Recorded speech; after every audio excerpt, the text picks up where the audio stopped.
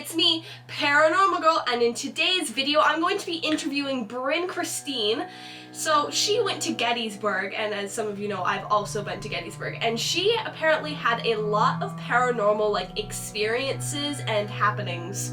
So I guess this is just gonna be like an interview, so it's set up in that we're facing each other, but what you guys can't see is the lights and the multiple cameras that we're using to do this. And this is gonna be like an interview style. It'll cut back and forth between the two of us. I've never really done a video of this style before. It has a lot of setup to it actually. But if you like this content, definitely hit that like button and comment down below maybe different interview things I can do and stuff like that. And just tell me if you think this is a cool style of video, or if maybe you think it's not that great. But I think that's all for introduction wise. But if you do want to see more paranormal content, if you subscribe and get me to 333 subscribers, the big ghost hunting video that I want to put out so bad can finally come out. So I think we're good, so let's get into it. So the ghost tour started at 10:30, and the thing that we were doing, it's you go into the Jenny Wade house, which Jenny Wade was the only civilian killed during the war, and then you also go to the orphanage, which was an orphanage kind of right across from the Jenny Wade house. So at 10:30 we got there. We all gathered kind of behind the ghost tour building, where you'd go and buy the tickets. So we all went there at 10:30. We kind of talked and was talking about what we were doing, how we'd split off into two groups, and one person would go into the Jenny Wade house and then another group would go into the orphanage. And my group was going into the orphanage first, which I've been in the Jenny Wade house before for a ghost tour, but I've never been in the orphanage. And the orphanage is, I'm pretty sure, the most haunted place in Gettysburg, obviously besides the battlefields and stuff. And they said it was one of the most terrifying places on earth. So I was what am I getting myself into? And one time when I left that ghost tour because I did not want to do it. I literally left before we even got started. I remember you crying. I literally was sobbing before, it was when we were all meeting together. The tour didn't even start yet. So we were going inside, and we were with a group of a bunch of teenagers. They're probably 18 to 20 probably. With the people I was going with, it was me, my sister, my friend Emma, and then my dad. And me and Emma were so scared going into it. We were gripping onto each other. I literally lost feeling in my hand from how tight she was squeezing my hand. So we go inside, and it's the orphanage building, where you go in, it's where you buy tickets for the ghost tour. But then upstairs there's apartments, and then there's the dining room for the orphanage, and then the basement of the orphanage. And we first started in the dining room, and the whole time, at this point it's around 11:50ish, so it's pitch black. There is no lighting at all, besides the person doing the tour, tour guide, his little handheld lantern, little candle thing. So we go into the dining room. He's like, okay, everybody come on in. And then he's like, this is where they all ate. And then he tells us about the person that it was the owner of the orphanage, the person that ran it, and her name was Rosa Carmichael. He was telling us about this one story, how everyone ran from the ghost tour because they all heard something, and everyone was screaming and crying and they never came back. But as he was telling the story, I was sitting with both my legs straight down on the ground, and my sister had her hand on my left thigh, and then I was squeezing my friend Emma's hand. And all of a sudden, I feel something. It was something grabbed my ankle, but it wasn't a distinct enough grab that it would have pulled me in any sort of way. It's I felt something on my ankle. So I pulled my leg up, and my sister goes, your leg just got really cold. And I was wait, so I'm not just feeling things? Also, the lady behind me, she was guys, it's really cold back here. And she's guys, feel it back here. And my sister went to put her hand out to feel the cold area, and this lady jumps up from her seat. She's who touched my back? Someone just touched my back. Who was that? She's was that you that just touched my back? And everyone's no one touched your back. Why are you freaking out? And so it begins. Literally, she was so convinced, and she was like she was an adult woman, so I guess not like just one of those teens like, oh my gosh, who touched my back? Like, she was serious. She's like, who just touched my back? What the heck? Someone touched my back. So we're all just kind of chilling in that room, and everyone's like kind of freaking out because he's telling like all these scary ghost stories about how like things that happened in like the past, like with the orphanage, and then what like some of the tour guides have gone through in the orphanage. He's like, okay, now we're gonna go into the basement. In the basement, you go down the stairs and you're just in this room with benches along the wall, benches in the middle, and then there's like a table full of toys for any of the ghosts that wants to play with toys. So we were about to go down the stairs, and there's this creepy doll there. Like, that's not anything like paranormal wise, but it was literally like the creepiest doll ever. And when I say dolls, like just as like those little glass dolls, it literally looked like a Chucky doll, like an off-brand Chucky doll. And I was like, that's scary. But we go down the stairs and we're all like, oh my gosh, where do we sit? Where do we sit? So we all like kind of sat in like the middle benches, and everyone's like clinging together. So I was here, my friend Emma was here, Brayden was here, and then there was teenagers next to Brayden, and then my dad was right across from me. And we all sat down, they're telling ghost stories. And in the corner of the room, on the table full of toys, there was this little, you might know what it's called, but it's like a ghost monitor thing. Like, if there's a green light, it means like nothing really going on. Oh, is it like the green to yellow to red? Yeah. Okay, that's I believe it's like an EMF reader. Everyone's like, what's that green flashing light? He's like, oh, it'll read if there's a ghost in the room, and it'll go from green being like normal, fine, and when it goes to red, it means like that there's a ghost there, and then yellow's kind of like it's sensing and pick something up. Do you want like explanation of what an EMF is? Because Yeah. there's like a bit more to it than like, oh, if there's a ghost there. So what it does is it tracks electromagnetic fields, which is why it's EMF. So when it's green, that means everything that it's tracking is completely normal. But when it spikes, that means that it's having some kind of disturbance. So you also have to be careful when you use them, because there are things that will naturally disturb it, like certain like appliances. Like I bet your microwave could throw the thing off. But like when you're in like this abandoned house or something and you're walking around, everything's green, and then like you're talking or whatever, because like what ghosts can do is they can mess with the magnetic fields, and that's why it will like cause it to spike, because it's like picking up these disturbances, and ghosts can mess with it so it will spike and stuff, which is why people will ask like, oh, if you're here, can you make this like go to red? So they'll like mess with it and it'll like spike up. If a person were to walk by, that couldn't set it off, right? No. That makes things kind of a little bit makes sense more, but he also never really explained what it was. He's like, oh yeah, this thing will like read if there's like a ghost, and I'm like, great, I thought that was your job. So we're all sitting there and we're all just kind of clinged, and it's like this dark basement. I don't like the dark anyways, especially basements. Like, I'm fine with being like in the dark in my room, but a dark basement that's known to be haunted is not the best place to be at like 11:30ish probably at that point. Probably a little bit before. It was probably more like 11:15. So he was talking, and then all of a sudden it was like a humming. It was a weird like humming noise, but it was also like kind of like high pitched, but it wasn't like the sound of a machine going off. Like, it was a very odd noise, and I thought I heard it, but I didn't really think much of it until this girl jumped out of her seat, and she was like over Brayden and over Emma,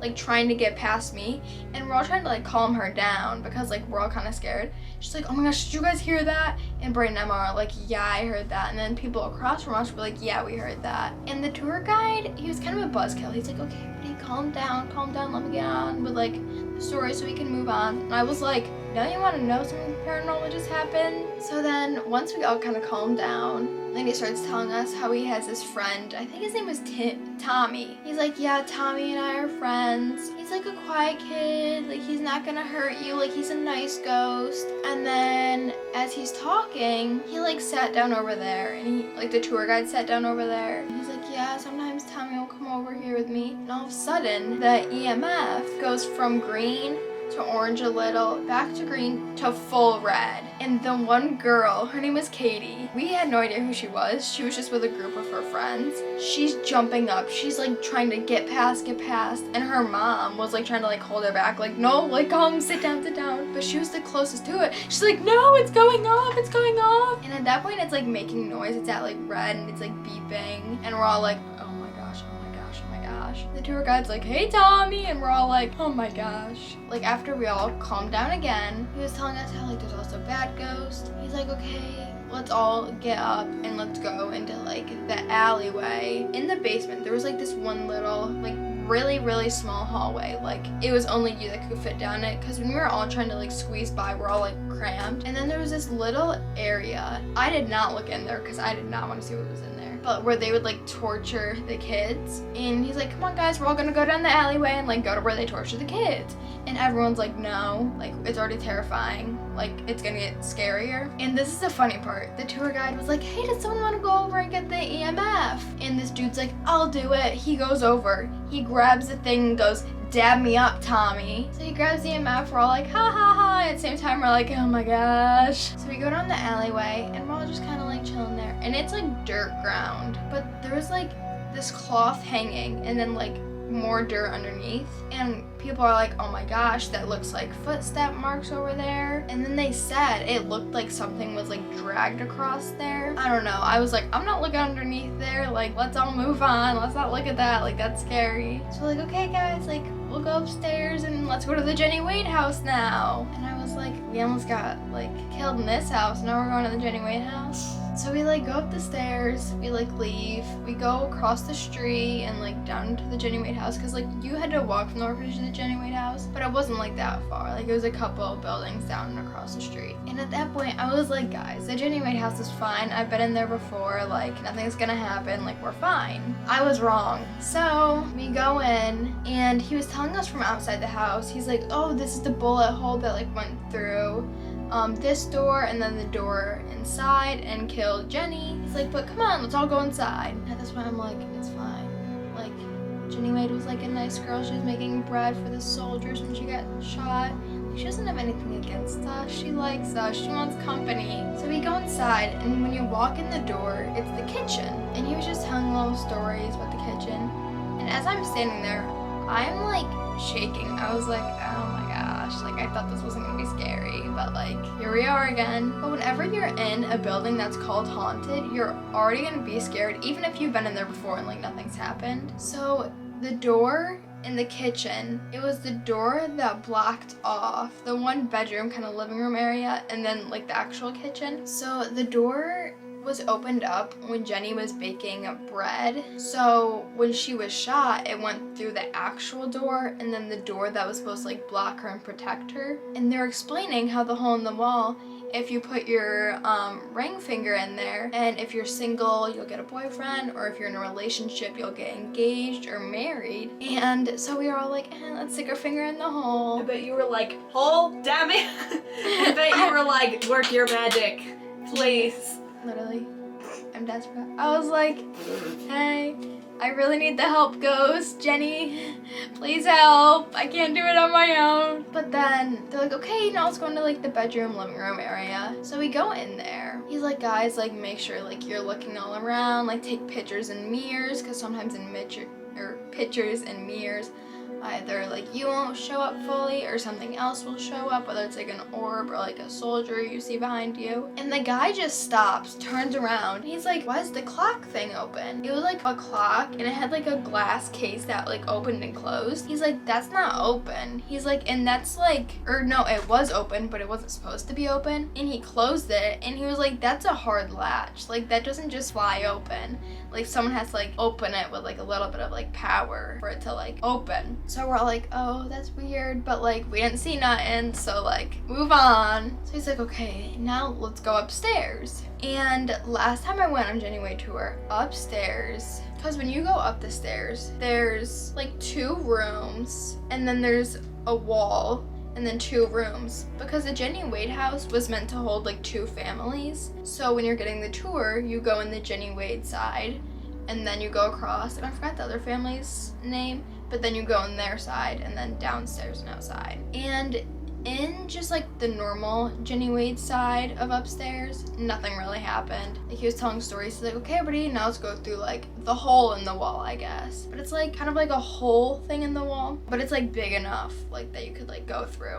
And you kind of like had to duck your head a little. But then we're all standing in the other side and we're all talking, and he's like, in this side of the house there's these two little boys that haunt the place. Like, they didn't have names, but he's like, there's these two young boys that come here. And I was just kind of listening to the stories and stuff, and I was like looking at the bed, and then I look over at the hole in the wall, and I see this like white shadowy face kind of like looking through the hole in the wall. And I get scared and I jump back and I look away, and I look back and it's still there. So I scream. I was like, and I screamed, and everyone's like, oh my gosh, that's a high-pitched scream. And they're all making fun of my scream. Instead of being like, oh my gosh, what'd you see? They're making fun of my scream. So I look back the third time after I screamed, and it's just gone. I was like, what the heck? And the tour guide, being a bum again, is like, okay, everyone calm down, let's get back to it. And then he was telling us about this one time how a tour guide was doing a tour, and he was like explaining something, and he looked, and there's this little like knee-high ghost peeking its head around the corner,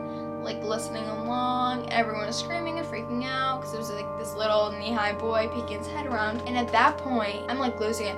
I was like, huh? And I look at the tour guide. I was like, I saw what you just explained. I was like, that same exact ghost you explained was exactly what I saw. And he's like, oh, I was like, I saw that. I was like, the same exact ghost that you explained. Even before I told everyone what I saw and why I screamed, I was like, I saw that ghost, like after he explained it. So then, we're going downstairs to go downstairs outside and then into the ground, like the cellar thing.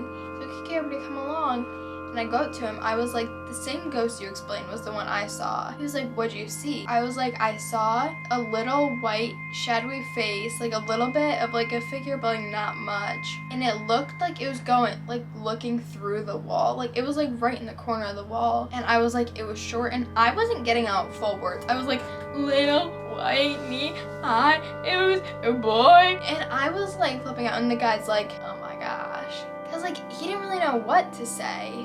Because part of it is like, is this girl like telling the truth? Like, is it actually what she saw? But we kind of just had a realization moment. Like, we saw, because he was talking about how he saw the ghost like a couple years ago, or maybe it was like, it wasn't the same night, but the same ghost that he saw a while ago is the same ghost I just saw like 5 minutes ago. So we're all like, okay. So then we go downstairs and outside, and it's like those little storm things, like, you know, like if there's like a tornado, like how they have like those little things on the ground like open up and then the stairs that go down. So we were going down there and we were sitting there, and then the tour guide was telling stories and stuff. He's like, everybody like turn out the lights and stuff, like take pictures of whatever you want to. Everyone had like little moments, I think, where they felt something or saw something, but I didn't really have any of those moments. So I was kind of just like chilling, and I was like, I saw a ghost upstairs. Like, my mind was still on that. Like, a ghost could have walked up in front of me and I would have been like, I saw a ghost upstairs. Like, that was the only thing my mind was on. And I was like, oh my gosh. But downstairs in the storm cellar, not very much happened that I remember. So then after, he's like, okay, everybody, I hope you enjoyed the tour. Like, I'll be outside if you want to like talk. If you have any pictures that like you saw, like you could show me. So we go upstairs and we're talking. He was like, also, if anyone has any like questions about like the hotel that they're staying at, I can like answer them and let you know if like I've heard about like ghost stories at the hotel. So we're like, oh, how about the Quality Inn of Gettysburg? He's like, oh, that's a fun one. I was like, what? I'm just gonna say, before this night, I was like, yeah, ghosts exist, but like, do ghosts exist? Like, I was the person in between that it's like, yeah, like, I'll go and do ghost stuff with you, but I've never seen a ghost, so like, I have no proof of them being real. Like, I've had issues where I'm like, that could be a ghost, but it's also like, it could also easily be explained. But that night just completely changed my mind, and I was like, it is haunted. But the guy was saying about the hotel, he's like, there's a lot of things that go on about the hotel. He's like, but one thing I'm gonna tell you is, if you hear like horses and stuff like trotting around, there's a good chance there's no horses. You're not gonna see horses. And I was like, great. I was like, I'll have to pay attention for that now. Do you have any questions? One thing that I guess I want to like backtrack to is back when you mentioned the ankle grab. So you said it wasn't like distinct. So it wasn't like someone was like grabbing you. Say if you had a friend and they're like, come on, let's go, and like they grabbed you and pulled you. It wasn't like a grab and pull. It was like kind of like a brush, but it's also kind of like this. And also I have no idea what a ghost feels like. So it wasn't like It depends, because like some things feel very, very real, where it's like how like somebody might say, like someone touched my back, like it feels like someone touched your back. It's not like something touched my back, but it wasn't like quite like a person. It was more like, you know, different. Like generally it feels like it was a person, but it's like more disembodied. So like if you have someone, if you have like a ghost like grab your arm, it's gonna feel like I walked up, like if you and I were on a ghost hunt and a ghost were to grab your arm, it would probably feel like I had walked up to you and gone, when in reality, there is no human there grabbing your wrist. And the same thing goes for, I think of like things like scratches, where it's like, it feels like someone scratched you with like nails or like claws or whatever, I guess it is. You can like tell more accurately like what scratch you, like you can tell if it's more like human or if it's more like nails. And if it's more like nails or like claws or whatever, I mean, like that's a big, big red flag. Like big, like get out of their red flag, just a PSA to anybody. If it looks like human went, took their fingernails, dragged it down your arm, like you're already experiencing hostility. But like if it's like, if it looks like something like it's clawed you, that's a big red flag that you don't want to be there anymore. But that's a total side note. I just wanted to get specification on the ankle grab to like show if it was more aggressive and or what, because like you didn't have that big of a reaction. I know you said you like pulled your leg away, but like probably if it was more of an aggressive grab, there'd probably be more like the jump, pull away, like slam into whoever was next to you, like trying to get away from whatever it was that just grabbed you. I said to my sister before, I was like, unless I literally like feel something or see something that I'm positive about, I don't want to be like the type of like pick me girl that's like, oh my gosh guys, a ghost just grabbed me, because I don't want people to be like, she's lying.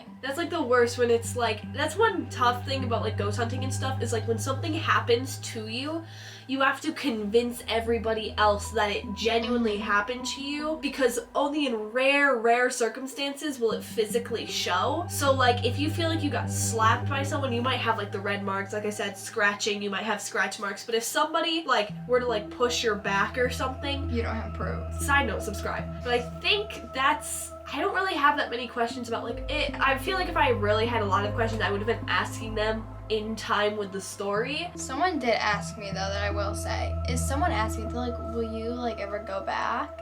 Probably yeah, because after going through something, this might also make me sound kind of psychotic, but I'd want to go back there and see if something were to happen again, because maybe in the Jenny Wade house when I saw the ghost, because it doesn't mean that the ghost wants to hurt me, like not all ghosts are gonna be bad ghosts. I'd probably go back though, and just like, especially now that I know like what to expect, like now I know maybe in the orphanage that there's gonna be Tommy and I could be like, give him a nice dab me up greeting. But I feel like now just kind of being more aware, I feel like it'd be like a better experience if I were to go back. Like maybe more would happen or like less would happen, but I'd be more like open to it and like kind of prepared for it. So I'd be more like in body check, be like, do I feel anything here?